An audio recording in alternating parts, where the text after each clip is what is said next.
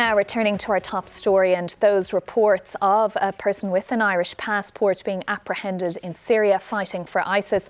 We're joined in studio now by Moign Khawaja, who was born in Kuwait and is a researcher at DCU, expert in ISIS visual propaganda and radicalisation.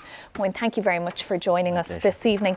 First of all, given your research and the area that you're an expert in, were you surprised at all to find that someone had been apprehended fighting with ISIS with an Irish passport? No, it's not surprising at all because ISIS has been joined by foreign fighters from more than 80 countries or 100 countries. So it's not a surprise if someone from Ireland has went on to join ISIS and to fight for them. And that perhaps they were radicalised while in Ireland and left straight for the front, as it were, from here? It can be taken as a surprise. It can be surprising, but it's nothing out of the blue. We have had cases in the past where Irish citizens have travelled, like they got radicalised here in Ireland and then they travelled to the Middle East and they have fought for ISIS or other jihadist groups for that matter. So it's not a huge surprise to me at all. But is there any evidence of any sort of widespread radicalisation efforts here? There is no evidence to suggest that there is radicalization taking place on a large scale, but all it takes is one or two individuals to start the fire and to spread it across. So definitely there is something going on here, and that's why reports in the past have suggested that at least 50 people from Ireland have traveled to the Middle East and they have fought for jihadis, including ISIS. So something is going on and we need to know what's going on and how it's taking place. Now, this person may have come across someone in Ireland with a certain ideology, but equally they could have self-radicalised through the internet, through visual propaganda, message boards and so on.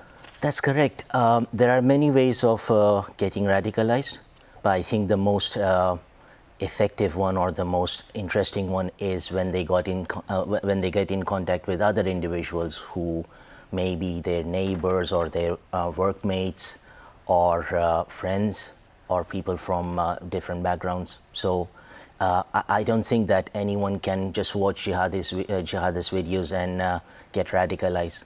It's a layer by layer process. You know, it takes so many things. You have to take so many things into consideration.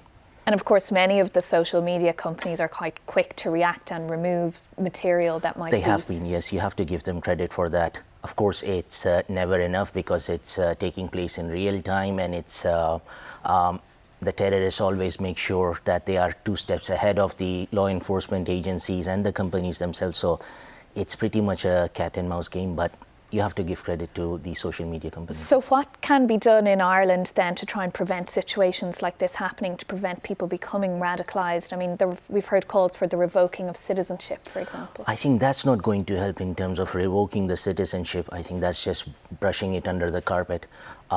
If consular access is provided to an Irish citizen, which the law says as well, and as Taoiseach made the announcement today, it's a welcome one. Not every terrorist caught is guilty, because you have to take them through the legal process. There should be due process given to them. And because this guy, it's very interesting that this person survived and he was arrested alive. So perhaps there might be an element of giving up on ISIS and surrendering yourself. So maybe there is a change of mind or change of heart. And these individuals, I think they can help with the radicalization if they tell the inside story, what happened and how ISIS made them do bad things and all the crimes that they have committed. If they come on TV and they say, well, the religion says something else and what ISIS was doing was completely different story, you know. And we have so many examples from the past. Many of the people critical information to they be gave shared, information and they showed remorse. And they are more than happy to help with the de-radicalization process. So if someone is willing, I think we should look into that. And I'm sure we will hear plenty more about this case anyway, but we'll have to leave it there for now. So Moign Khawaja, thank you so much for joining us this evening from DCU. Thanks.